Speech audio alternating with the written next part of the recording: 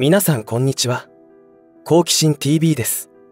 今回の動画は今後私たちの身にどんなことが起きてくるのかということについて非常に参考になる情報をシェアしていこうと思います。世の中で起きている事件や事故は偶然に起きているわけではないという認識がこれから起きてくる世界規模での変化、試練を乗り越えていくためには必要になってくると思います。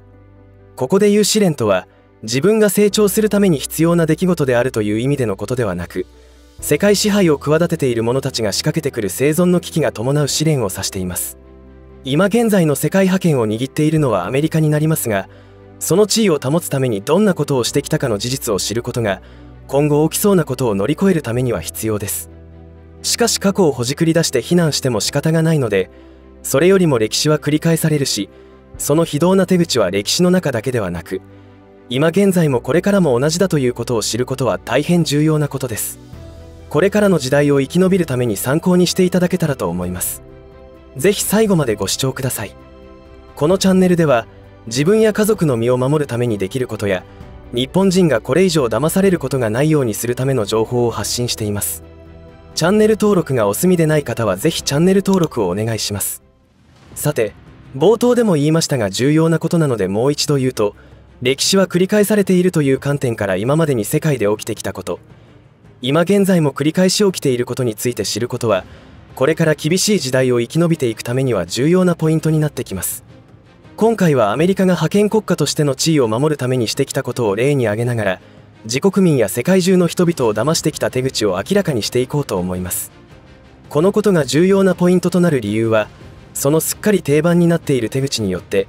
また世界中の人々を不幸のどん底に貶められる可能性があるからです。その定番になっている手口とは、1、戦争プロパガンダ、2、ショック・ドクトリンなどが代表的なものです。戦争プロパガンダは定番中の定番です。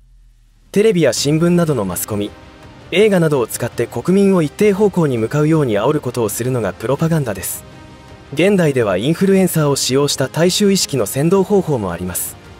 戦争を開始するには、国民にその戦争をすることが正義である。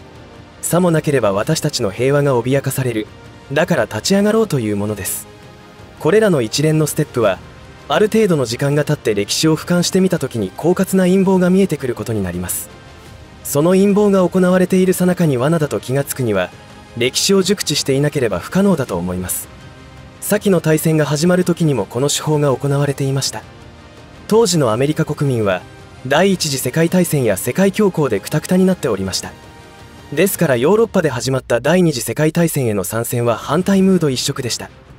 ところが二度と戦争をしないと公約して当選したルーズベルト大統領は、どうしても戦争に参加しなければならない理由がありました。そのためには日本から先に攻撃を仕掛けさせる必要があったため、日本国内への工作や経済制裁などを仕掛けて窮地に追い込むことをしていきます。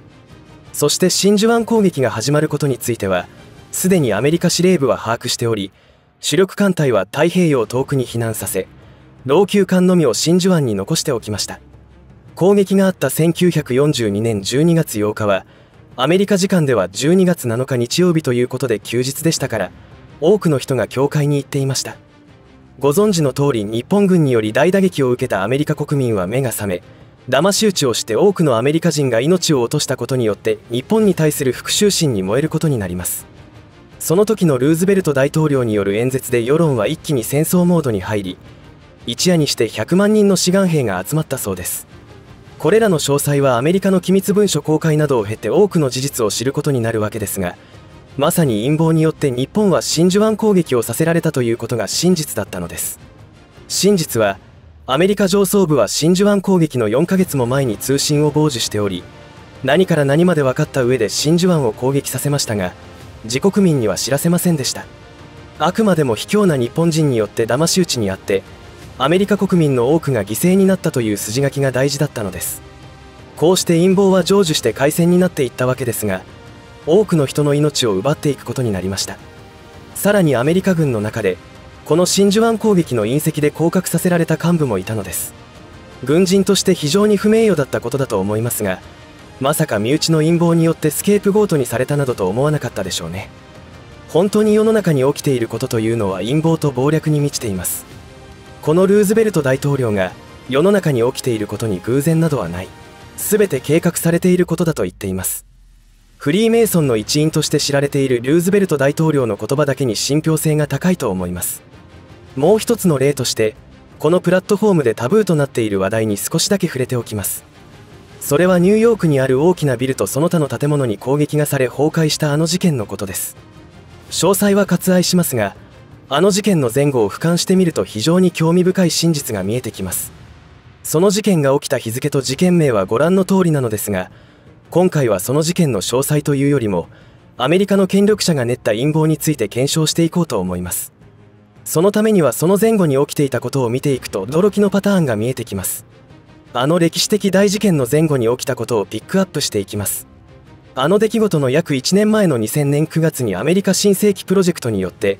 アメリカ防衛再建計画が発表されました。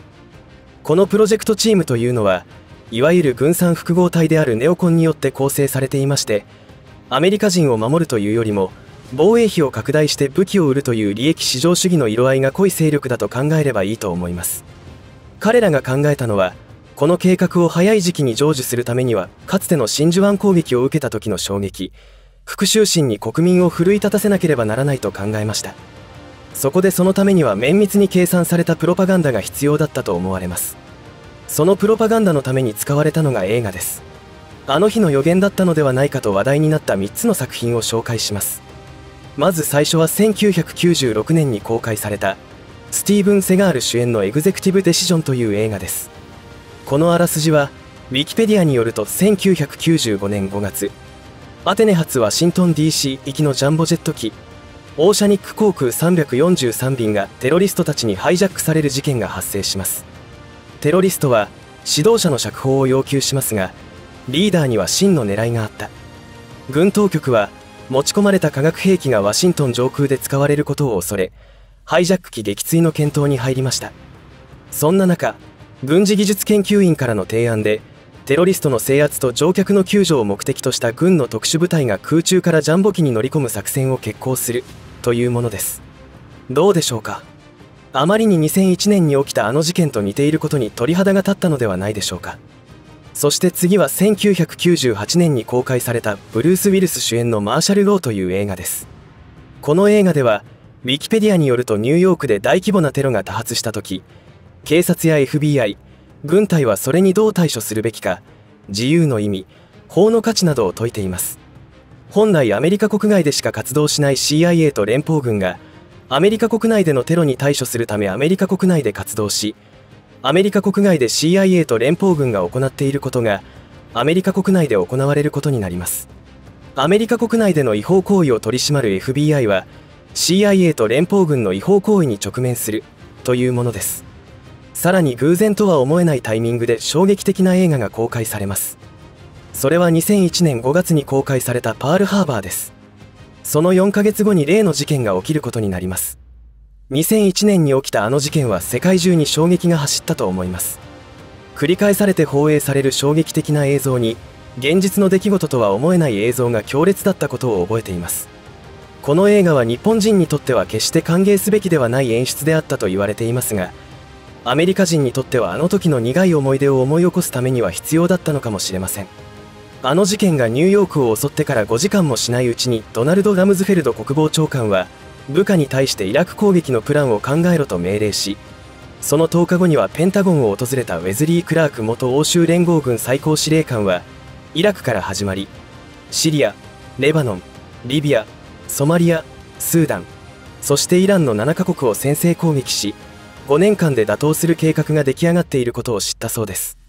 どうでしょうか。これらのことが時間の経過とともに明らかになっていくのは、利益のために何の罪のない善良な人たちが犠牲になっていくことに対して許せないという気持ちが強烈に湧き起こるからではないでしょうか。人を操る人種は金さえ積めば人はなびくと考えており、正義を貫くという人種がいることを理解できていないのかもしれません。この一連の陰謀劇でもう一つ押さえておかなければならないのはショック・ドクトリンというものです。ショック・ドクトリンとは2007年にカナダのジャーナリストであるナオミ・クラインが表した書籍名です。何を書いたのかというと、近年の悪名高い人権侵害は反民主主義的な体制による残虐行為と見るばかりでなく、民衆を震え上がらせて抵抗力を奪うために綿密に計画され、急進的な市場主義改革を強行するために利用されてきた側面に注目すべきと説いています。つまりこのケースでは、目の前でもしくはテレビ画面を通して強烈にショッキングな映像を見ることになったと思いますが、その時に多くの国民の頭の中は真っ白状態になり、恐怖のあまり何かにすがりつきたくなる心理に陥るといいます。そうなった時に仕掛けた側が思った通りのことを強行しても成功してしまうという手口です。この時はアメリカの敵はテロリストだ、民主主義、自由を守るのだという意識がアメリカを奮い立たせることになりました。これは戦争やハリケーン、政変といったことにも応用ができますし、経済ショックや食糧危機、疫病などでもそのような心理状態になると思います。しかし時間が経つと呆然自失から目覚め、当時がいかに異常だったかの判断ができますが、時すでに遅しというわけです。イラクには大量破壊兵器はなかったし、アメリカの本当の目的とは諸説ありますが、フセイン大統領がドルを使わないで石油の取引を始めようとしていたため、その制裁だったと私は考えます。いずれにしても、いつもこのパターンで大衆は騙され利用されてきたということが歴史を振り返ることで見えてくるのです。このように過去の事実を俯瞰して見てみると、今現在のウクライナとロシアの戦いにおいても、プロパガンダが両軍から行われていることがわかります。そして主要メディアが報じる報道は、ロシアが一方的に悪いという情報を流しています。ロシア国内の経済状況についての報道もしかり、現実とは大きく違っていると思われます。戦場で一般市民が巻き込まれているショッキング映像などもショックドクトリンを目的に行われている可能性もあります。最近では生成 AI によって画像や映像を作り出す技術が進んでいますので、もはや自分で目にしたものまで疑う必要が出てきています。本当に厄介な時代です。いかがだったでしょうか。機密文書が公開されて事実が明らかになるまでは、これらの推測は陰謀論と言われ信じられることはありませんでしたが、結局は陰謀論の多くは事実であったのです。過去にアメリカで起きた重要な事件についての機密文書が公開されるかどうかというのは、かなりの検討がなされた後に決まるのだそうで、アメリカ大統領の暗殺事件の機密文書は全ての公開はされていません。全ての真相が明るみに出ると、今現在にも影響が及ぶということなのでしょう。問題は私たちが生きるこれからの時代には、どのような陰謀が計画されているのかということではないでしょうか。それらを把握するためには、今この瞬間に起きている情報を広く見ていくことが必要だと思います。陰謀を企んでいる者の常套手段は、大衆を恐怖に陥れるということです。それは必要条件なのです。例えば増えすぎた人口を減らすことを目的にするならば、今生きている人を間引く方法と、新たな命が生まれにくくさせるための両方を実現する液体が必要になってきます。そういえば2020年に世界中で蔓延した疫病に対して、通常では考えられない異常な速さで液体が商品化されたことについて、専門家などから多くの疑惑が投げかけられたことが思い出されます。あまりの速さにあらかじめ作って準備していたのではないかと疑惑が出ていました。その通りだったと思いますが、実際に起きたことは一定数の人たちが世界中で強烈な反対をしましたので、思惑通りにいかなかったのではないかと思われます。もしかしたら善良な人が悪巧みがうまくいかないように細工をしたのかもしれません。誰にもわからないことです。今の段階では WHO が P という条項を締結しようとしていますが、その反対も強烈なものになっていますので、どんな対策を出してくるでしょうか。もしそれが難航する場合は、再度世界中を恐怖に陥れる状況を作り出すかもしれません。こうして今、私たちの身に迫る危機というのは、世界を恐怖に陥れて世界統一政府を作ろうと画策している者たちによって引き起こされてきます。私たちのようにひたすら平和を望む者からすると、受け入れがたい価値観だと思いますが、その存在は確かにあるのです。前の動画でもお話ししましたが、2020年に引き起こされたパニックは、1992年のバルセロナオリンピックと2012年のロンドンオリンピックの開会式でその予告と思われる儀式を演出していました。今の私たちがその映像を見ればゾッとするのですが、当時は何を意味しているのかわからなかったと思います。そのように彼らは大衆に向けて予告をしていることが多いようです。なので今この瞬間に起きていることの意味を考え、予想することが生き残るためには重要になっていくと思います。先ほどのオリンピックの開会式で見せられた予告めいた動画は、私のブログで見られるようになっていますのでご覧ください。